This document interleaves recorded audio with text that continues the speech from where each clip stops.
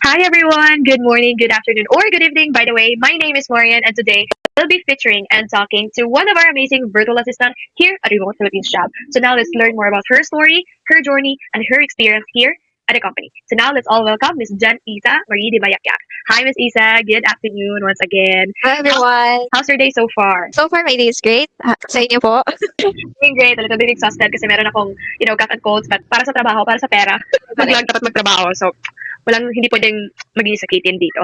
Okay, so now, before we proceed, Miss, with our another set of testimonials or question, can you please introduce yourself first to our viewers? Hello everyone. I'm Janisa Maribidi Mayakyak. I am 22 years old, a working student, and currently working here at RPJ. Okay, wow.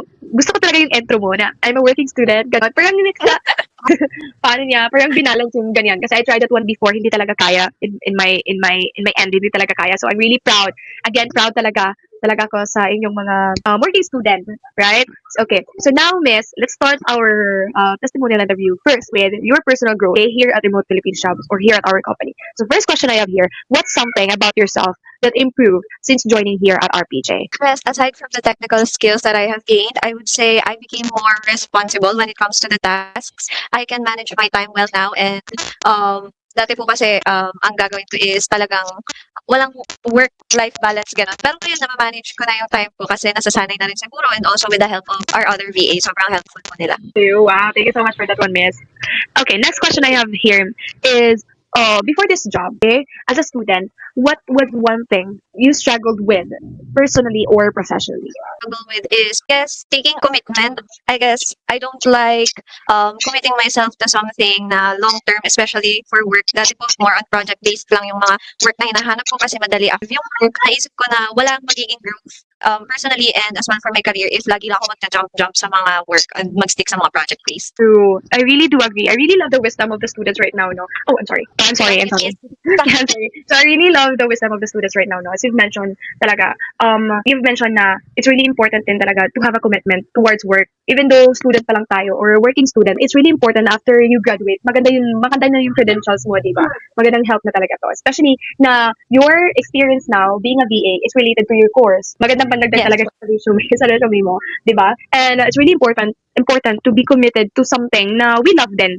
Hindi lang dahil may pera or ano man. But what we are committed on what we love din talaga. So that's really important din.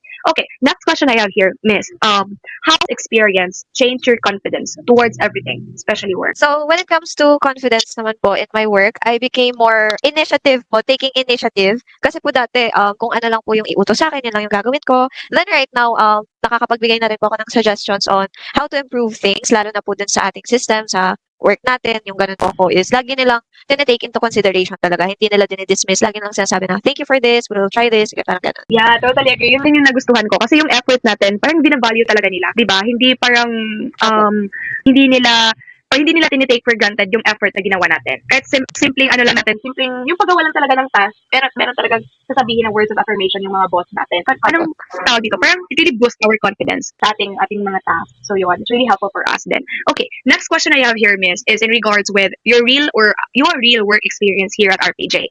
So my first question in this segment would be, was there a task that you thought you couldn't do at first, but now it feels like it's really normal? Okay po, since I started as data entry, so non-voice, talagang wala ka pong makakausap. All you have to do is encode all of the data. So right now po, since parang nasa adjustment period na po ako into traffic supervisor, so tinuturuan na din po nila ako, lalo na po nung technical side. So nung una po, na-overwhelm ako since I have no prior background. Hindi po kasi ako, sila po kasi meron ng knowledge about, since SMM po sila dati, so knowledge about that. Pero iba po kasi yung line ko. So naging helpful naman po sila. So ngayon, naiisip ko lang po na dati parang gusto ko pa mag-quit kasi nahihiya ako kasi baka mali yung mga ginagawa ko. Pero since nung nakita ko naman po, ine-encourage nila na if you have any questions lang, you can always reach out. Ganun po sila kabait. True. At first talaga, yun din yung problema. Problema talaga din sa akin. With me, I really relate to you. Kasi yun din talaga.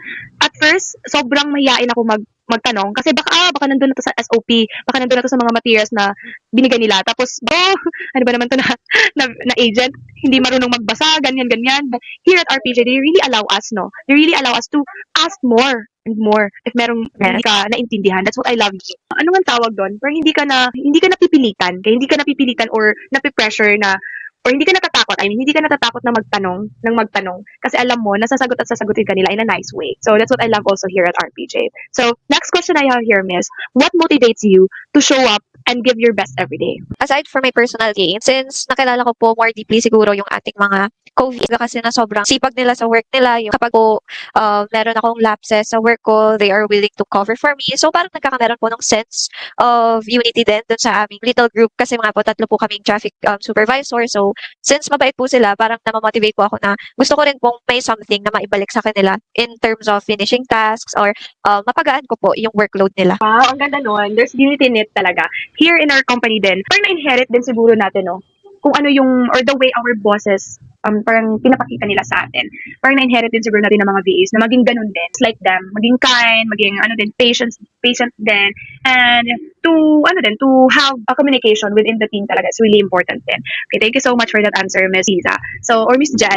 Okay, next question I have here, Miss. What's one lesson this company taught you that you'll carry the rest of your life? I guess the lesson is to not be afraid to try new things, especially if you're willing to take the risk. Because since sabi ko nga po, na-overwhelm po ako nung una, no tasks na hindi ko alam. Pero pag po, looking back at it, parang naisip ko na kaya ko naman pala. And I'm thankful na I took the risk po. Kasi if hindi, then wala po sana ako ngayon dito sa company din natin. And sayang naman po kasi actually this company po is maganda talaga siya kasi yung bosses natin, hindi sila nagma-micromanage, then friendly yung other VAs. So yun po, maganda yung work environment din. Really parang edge talaga ng company na rin is the work environment. That's why it's really hard for us to leave RPJ. Hanggat nandito yung RPJ, talagang ilalaban natin to. It's because of the work environment. Dito lang Yun nga kami. yung sabi ko. Para saan yung malaking sahod kung palagi ka namang stress sa trabaho. Diba? But here at RPJ, it allows us to do more, to explore more of ourselves, and parang to do our best din talaga. Pakita din talaga yung skills natin because they allow us to do that. That's really important din. So that's what I love about RPJ din talaga. And next question I have here, Miss, is in regards with the company's culture and the support that you receive from RPJ. So first question I have here, what makes this company or RPJ stand out from other workplaces? I would say, doon nga po sa micromanagement. Wala pong ganun kasi dito sa RPJ. So, for a person like me, na may other commitments like sa school, I take tasks on my own time kasi hindi naman po sila strict sa ganun. As long as you're doing your tasks correctly, you're submitting them on time, then there's no problem. Parang thankful pa sila na ginagawa mo yung task mo. Lagi sa magsasabi na thank you, I appreciate your work. Parang sa ganun po is parang nabuboost din yung confidence natin. Exactly. Especially students like you din, di ba? And one time din, meron akong na-prove talaga na, ganun pala talaga yung RPJ. Yung first time ko pa dito. Then I don't know if that's you or other student here na nagsabi na, oh, I can't make this one because I have prior commitment with my school or school works, parang ganun. So, Phil or the bosses just say na, oh, can we adjust the schedule for this one because this certain student has a prior commitment, parang ganun. So, doon ko napagtato na, talagang ang RPJ, totoo talaga sila sa kanilang sinasabi na they really have a flexible schedule and they really adjust. Especially those students. So, para sa akin, sobrang helpful talaga yon for the student na hindi mape-pressure on balancing the school works and, actual work din. So, it's really helpful. So, ayan. So, just keep going. Alam ko, graduating ka na. Just keep Diba? going. Malapit na. Okay, next question I have here, Jen. Have you ever felt genuinely appreciated here? Okay, can you share that moment? Yes, I feel very feeling ko po na sobrang integral part ko rin po dito sa company since lagi naman po nila, parang yung words of affirmation po nila na thank you for your work, we always appreciate your work, parang ganun po. Kahit na ako po wala po kasi akong other prior experience, so parang po ako ng sense of comfort din na may tama pala akong nagagawa sa mga tasks, parang ganun po. So, I feel very welcome po dito. True, di ba? Mga simpleng pa-thank you lang talaga. You did your best to do your job. Sobrang nakaka-boost talaga siya ng confidence, no? It really allows us to, pwede pala ako dito, magaling pala ako dito. Hindi natin naki-question yung sarili natin dahil alam natin na appreciate ito ng ating mga bosses. Yung talaga, words of affirmation are really important. It's simpleng pa-thank you lang yan. It's really makes sense, really helpful for us na mga agents. Okay, next question I have here, Miss, is in regards with the success and your future goals also. So, how do you see yourself growing in this company for long term and why? Yes, I can see myself staying here at RPJ for a long time because yung work po kasi natin is kumbaga sa normal company po, meron ding mga levels, may hierarchy. So, all you have to do is do your best and tataas din po ng tataas yung positions, ganun. And since wala naman po akong other problem, so sa tingin ko naman po is mag-work pa ako dito for many months or even years to come. Wow, rooting for that one. Hopefully, nandito pa talaga tayo. Hanggat nandito yung RPJ, di ba? So, but, of course, yun nga yung sabi mo, meron ding changes or we say promotion, mga ganon, di ba? Meron din changes within ourselves. And alam naman natin, kung merong changes with the company, hindi lang yon changes the company itself. Mag-grow din yung mga VAs. So, parang same thing goes like, kung nag-grow yung VAs, nag-grow din yung company. So, yan, parang win-win situation talaga in both parts.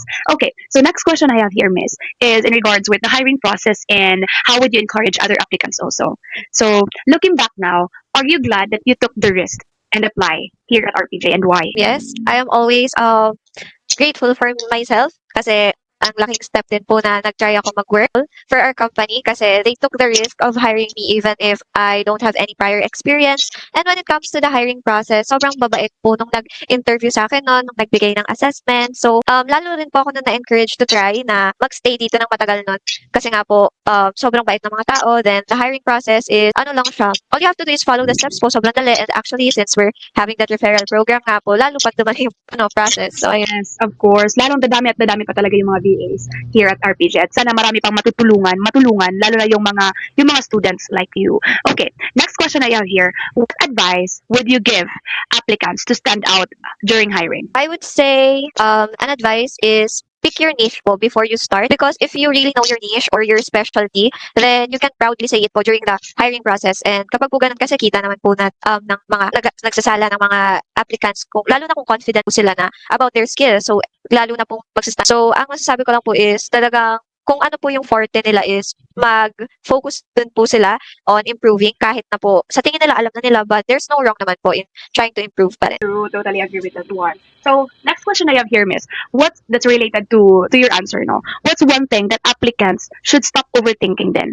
One thing is making mistakes because sometimes they're scared to take interviews, to take assessments because they're already saying na ay hindi ko to alam, wala pa akong prior experience dito. So that is already a mistake kasi you're limiting your chances of winning by thinking na you're always gonna lose or you're not going to go forth or proceed. Laging iniisip na Yes, I can see and hear you now. So thank you so much for that very inspirational message, no? Especially for those applicants talaga na willing to apply here at RPJ or for those people who wants to apply in any industry din talaga. It's really applicable. Okay, so last question I have here, Miss. Why do you think this company is a good opportunity for people who want growth? as I've mentioned earlier po, there are so many opportunities po na ma-promote sa ating company. And then, marami po tayong opportunities din na mag-grow in terms of skills po. Kasi hindi naman po nila tinatanong una kung halimbawa kaya mo ba to. They just give us the chance kasi parang alam din po nila na we as VAs, we are willing to learn new skills kasi po napapalaki niya po yung possibilities natin na mas lalo pa pong mag-grow in terms of our career po. True. As long as meron talagang grow, as long as you're really growing, yun na yung sinabi nila na just go and go forward. Diba? Huwag lang backward. Just move on, go forward. Everything it will align talaga. So just sabayan lang din natin ng prayers, guys. And pananampalataya, yun lang din naman. And confidence within ourselves din talaga. So everything should start within ourselves talaga. Diba? Everything should start within ourselves. So I think that wraps up for today's conversation, Miss. And I just want to say thank you so much for sharing your experience. And it really means a lot. And I know that a lot of people, especially students, will be able to relate to your journey. And guys, if you're watching this and you're curious about remote work or becoming a VA, I hope that Miss Isa's journey and story gives you like a real and honest glimpse of what it's like behind the scenes. Okay? And if you feel that this is something that you want to explore RPJ, please don't hesitate to reach out or drop a comment in the comment section. So again, guys, thank you so much for watching. Thank you so much, Miss Ida, for your time. Thank you so much. I really do appreciate. You really have a future in this one. I can see your dedication and you have like a lot of wisdom even though you're still 20 mo towards life. So just continue. I know meron kang mararating. So once again, congratulations in advance and we will see you on the next Thank you one. so much Bye for po. now. Bye po. Bye. Bye.